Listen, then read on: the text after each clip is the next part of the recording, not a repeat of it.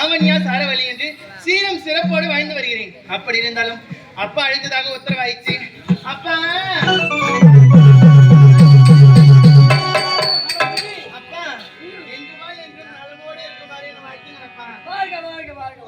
அப்பா என்றும் இல்லாமல் இன்று என்னை அழைத்த காரணம் என்ன? காரணம் இருக்கிறது. காரணம் இருக்கின்றது.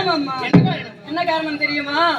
காமாட்சி அம்மாள் இருக்கின்றாள் அல்லவா? உண்மைதானே? குலதெய்வமான காலத்தால் அவர்களுக்கு வன்னிய வீர வன்னியன் அக்னியில் இருந்து அவர் அந்த வீர வன்னியனுக்கு உன்னை பெண் கேட்டு வந்தார்கள் அம்மா.